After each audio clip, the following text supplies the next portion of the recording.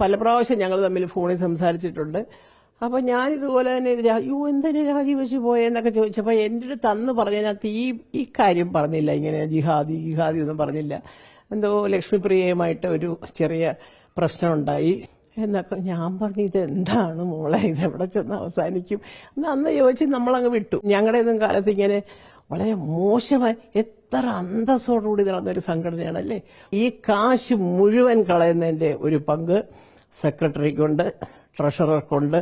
കാരണം ശ്വേത ഇതൊന്നും അറിഞ്ഞില്ല എന്ന് ഞാൻ അറിയുന്നത് മിനിഞ്ഞാന്നാണ്. ഞാനിരിക്കുന്നത് 2ാമത്തെ ഫ്ലോറിൽ, 3ലും കറണ്ടുണ്ട്, താഴെ 1ലും കറണ്ടുണ്ട്. ആലോചിച്ച് ചോദിക്കും, AC വർക്ക് ചെയ്യുന്നുണ്ട്. ഞങ്ങൾ ഇരിക്കുന്നിടത്ത് മാത്രമില്ല. അപ്പം ഞാനിന്നലെ തമാശ ചോദിച്ചു ശ്വേത, നമ്മുടെ ശത്രുക്കൾ എല്ലാവരും എല്ലാം അവിടെ ഇല്ല, വലിയ ചേച്ചി ഇരിക്കുന്നു, അങ്ങ് ഓഫ് ചെയ്തായിരുന്നു വല്ലതും പറഞ്ഞതാണോന്ന് തമാശ ഞാൻ ചോദിച്ചു. അപ്പോൾ കാരണം എന്താണെന്ന് വെച്ചാൽ അതുപോലും നോക്കാൻ ഒരു ചുമതലപ്പെട്ട ഒരു സംഭവം അവിടെ ഇല്ല. ടിനി എന്നോട് നേരിട്ടല്ല പറഞ്ഞത്, നീനാക്കുറുപ്പ് പറഞ്ഞു ടിനി ഇങ്ങനെ പറഞ്ഞു. അപ്പൊ ഞാൻ മയ്യോടെ നീനാക്കുറുപ്പ് വായിക്കുന്ന വോയിസ് മെസ്സേജൊക്കെ ലോകം മുഴുവനും പോകുന്നുണ്ട്. ഇതെന്താ നീനാക്കുറുപ്പ് റെക്കോർഡ് ചെയ്യാതിരുന്നത്? ഈ വലിയൊരു മാറ്റം അമ്മയിൽ ഉണ്ടാക്കുന്നു എന്ന് പറഞ്ഞാണ് കഴിഞ്ഞ ഭരണസമിതി മാറിയത്. തലപ്പത്തേക്ക് സ്ത്രീകൾ വരുന്നു. പക്ഷേ അങ്ങനെ വന്ന് വളരെ പെട്ടെന്ന് തന്നെ ഒരു വലിയ വിവാദത്തിലേക്കാണ് പോകുന്നത്. അതായത് അമ്മയുടെ തലപ്പത്ത് പോലും നടക്കുന്ന എന്താണെന്ന് അറിയില്ല എന്നുള്ളതാണ് പ്രസിഡന്റ് പറയുന്നത്. നിങ്ങളടക്കമുള്ളവരോ വനിതകൾ ഇങ്ങോട്ട് വന്നു, വനിതകൾക്ക് പ്രാതിനിധ്യം കൊടുത്തു, ഇനി ഇവിടെ വനിതകൾ അങ്ങോട്ട് ഭരിച്ച് തകർക്കും എന്നൊക്കെ നിങ്ങളടക്കം പറഞ്ഞതാ. ഞാൻ കേട്ടതാ എല്ലാ ചാനലിലും. ഇത് സംഭവം എന്താണെന്ന് വെച്ചാൽ ഇപ്പം തന്നെ ഈ കുട്ടി ഇത്രയും രോഷാകുലയായിട്ട് ഒരു മീഡിയയുടെ മുമ്പിൽ വന്ന് സംസാരിക്കണമെങ്കിൽ അതിനെന്തെങ്കിലും കാര്യമായൊരു വേദന ഉണ്ടായി കാണും. പക്ഷെ എൻ്റെ ഒരു സംശയം എന്ന് പറയുന്നത്, അൻസിബയും ഞാനുമായിട്ട് എനിക്ക് ഭയങ്കര ഇഷ്ടമുള്ള ഒരു കുട്ടിയാണ്. അതേപോലെ സ്മാർട്ടാണ്, മിടുക്കിയാണ്, കാര്യങ്ങൾ പറയാൻ പിടിക്കുക. അപ്പം ഞാൻ പല പ്രാവശ്യം ഞങ്ങൾ തമ്മിൽ ഫോണിൽ സംസാരിച്ചിട്ടുണ്ട്. അപ്പൊ ഞാനിതുപോലെ തന്നെ എന്തിനു രാജിവെച്ച് പോയെന്നൊക്കെ ചോദിച്ചപ്പോൾ എൻ്റെ അടുത്ത് അന്ന് പറഞ്ഞതിനകത്ത് ഈ കാര്യം പറഞ്ഞില്ല, ഇങ്ങനെ ജിഹാദി ഒന്നും പറഞ്ഞില്ല. എന്തോ ലക്ഷ്മിപ്രിയയുമായിട്ട് ഒരു ചെറിയ പ്രശ്നമുണ്ടായി. അപ്പോൾ അവരുടെ ഹസ്ബൻഡ് വീട്ടിലിട്ട് അവരെ ഉപദ്രവിക്കുന്നോ അങ്ങനെയല്ല, ഒരു ഭയങ്കര അവർ തമ്മിലൊരു കുടുംബ ചേർച്ചയില്ലാതെ വഴക്കായി. അപ്പം അവർ എന്നിട്ട് തൃപ്പൂണിത്തുറ ഒരു ഹിൽ പാലസിലെ വനിതാ സെല്ലിൽ പരാതി കൊടുത്തു, വിളിപ്പിച്ചു.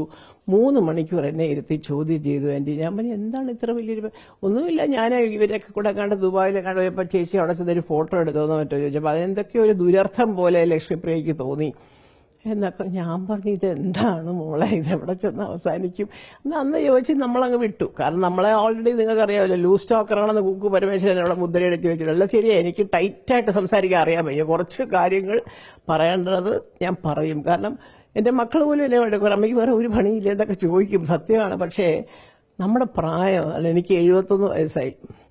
ഞാൻ ഇന്നലെ പോലും ഞാൻ അവിടെ ആയിരുന്നു 10-16 ദിവസമായിട്ട് ഞാൻ കൊച്ചിയിലുണ്ട്. ഞാൻ ഇന്നലെയാണ് ഇങ്ങോട്ട് വരുന്നത്. അതുവരെ ഈ പരിപാടിക്ക് പോകുന്നതിന് വരെ ഈ അമ്മ ഓഫീസ് ഞാൻ കണ്ടിട്ടില്ല. സത്യം പറഞ്ഞാൽ ആദ്യമായിട്ട് കാണുന്നത് മിനിഞ്ഞാന്ന് എന്നെ ശ്വേത വിളിച്ചിട്ട് പറഞ്ഞു, ചേച്ചി ഇത് അങ്ങനെ ഒരു ബഹളമോ? ഞാൻ ചോദിച്ചു, അവിടെ കിടന്ന് ഡാൻസും പാട്ടും എൻ്റെ പൊന്നു കുഞ്ഞെ, നമുക്ക് വലിയ വയസ്സായി. അയ്യോ അല്ലല്ല, ഇത് കണ്ണിന് സൗജന്യമായിട്ട്. അപ്പം ഞാൻ ഹോസ്പിറ്റലുകാരെ കണ്ടു. അവർക്ക് ട്രിവാൻഡ്രത്തൊക്കെ വലിയ ബ്രാഞ്ചും ഒക്കെ ഉള്ളവരാണ്, നല്ല ഒരു ടീം.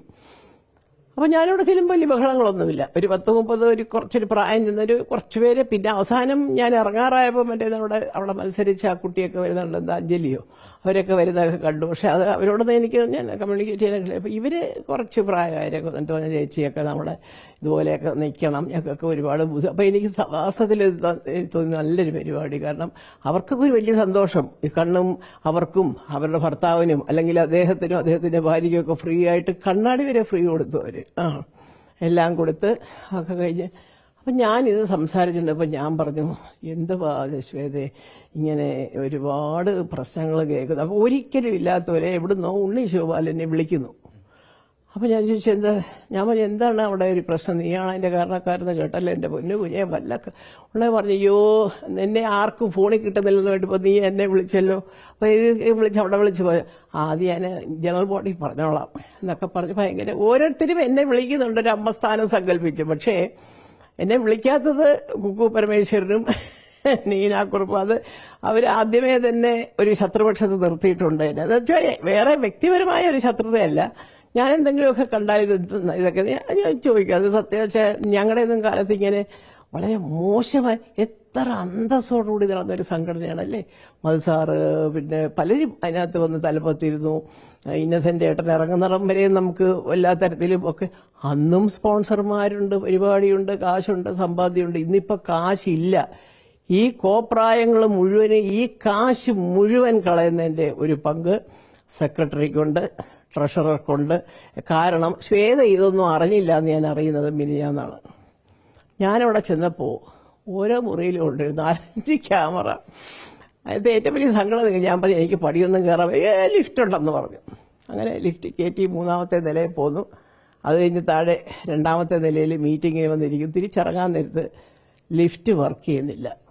ആലോചിച്ച് ചോദിക്കൂ, നമ്മളതിൻ്റെ എനിക്ക് പടി ഇറങ്ങാൻ വയ്യ, എനിക്ക് ദൈവമേ ഇപ്പോഴൊക്കെ ഒന്ന് ശരിയായി വന്നതേ ഉള്ളൂ, എന്നെ കൊല്ലും. ഇനി രണ്ടാമത് പിന്നെ ഫിസിയോതെറാപ്പി ഒക്കെ ചെയ്യുന്ന ഡോക്ടർമാർ വരെ ചോദിക്കും ഞങ്ങൾ മാഡത്തിൻ്റെ പറഞ്ഞല്ലേ നടക്കലൊന്നും പ്രശ്നമില്ല, പക്ഷേ ഈ പടി ഇങ്ങനെ ഊന്നി കയറിയാൽ വീണ്ടും വേദന വരും, 2-3 മാസം കൂടെ നമുക്ക് പോകണം. അപ്പോൾ ഞാൻ പറഞ്ഞു പറഞ്ഞു 1 മണിക്കൂർ അവിടെ ഇരുന്നിട്ട് ലിഫ്റ്റ് ശരിയായിട്ടില്ല. അത് പോട്ടെ, ഞാനിരിക്കുന്നത് 2ാമത്തെ ഫ്ലോറിൽ, 3ലും കറണ്ടുണ്ട്, താഴെ 1ലും കറണ്ടുണ്ട്. ആലോചിച്ച് ചോദിക്കും, AC വർക്ക് ചെയ്യുന്നുണ്ട്, ഞങ്ങൾ ഇരിക്കുന്നിടത്ത് മാത്രമേ ഇല്ല. അപ്പം ഞാനിന്നലെ തമാശ ചോദിച്ചു ശ്വേത നമ്മുടെ ശത്രുക്കൾ എല്ലാവരും എല്ലാം അവിടെ ഇല്ല, വലിയ ചേച്ചി ഇരിക്കുന്നു, അങ്ങ് ഓഫ് ചെയ്തായിരുന്നു വല്ലതും പറഞ്ഞതാണോ എന്ന് തമാശ ഞാൻ ചോദിച്ചു. അപ്പോൾ കാരണം എന്താണെന്ന് വെച്ചാൽ അതുപോലും നോക്കാൻ ഒരു ചുമതലപ്പെട്ട ഒരു സംഭവം അവിടെ ഇല്ല. എന്തിനാണ് പിന്നെ ഇത്രയും വലിയ കെട്ടിടം, ഓഫീസ്? ഞാൻ പറഞ്ഞു ഇത് മുഴുവനും കൂടെ നിങ്ങൾ ഫ്ലോർ ബൈ ഫ്ലോർ വാടകയ്ക്ക് കൊടുക്കുക, എന്നിട്ട് അതും കൂടെ ഒരു സമ്പാദ്യമാക്കി അമ്മയുടെ ഫണ്ടിലിട്.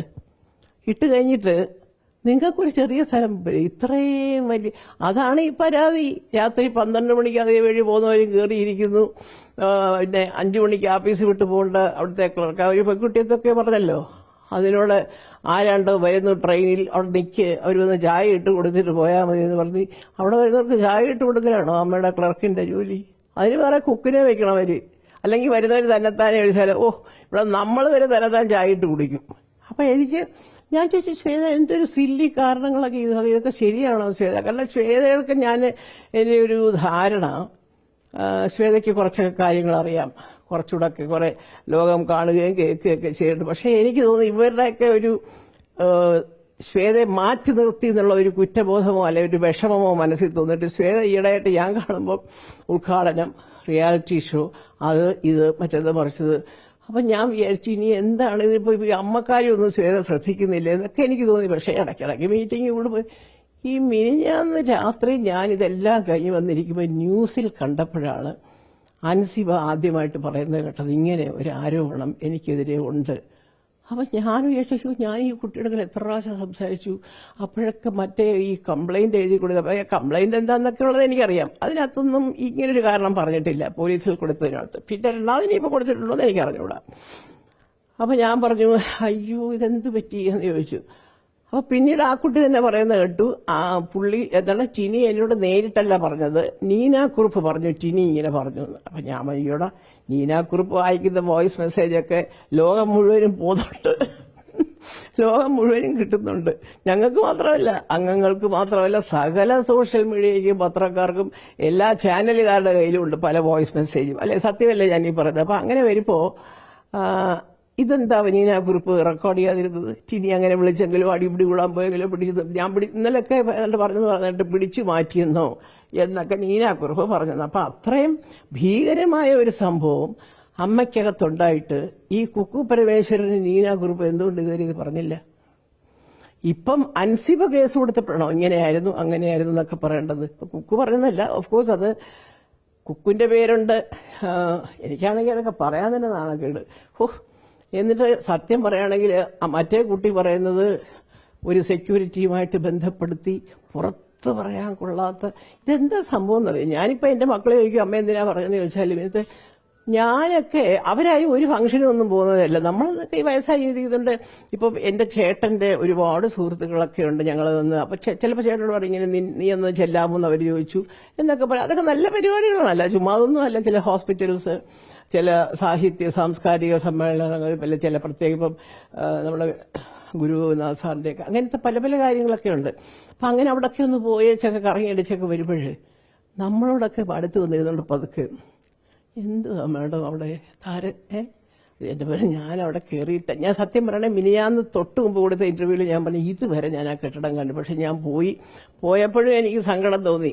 ഒരു അമ്മ സംഘടന മമ്മൂട്ടി മോഹൻലാലും ഒക്കെ ഈ ഓടയുടെ പുറത്തുകൂടാണോ കയറി പോകുന്നതൊക്കെ. കാരണം അതിനകത്ത് അകത്തിങ്ങനെ നമുക്ക് കാണാം അകത്തുള്ള ഒഴുകുന്ന വെള്ളവും അഴുക്ക് വെള്ളം എന്തോ പോലെ.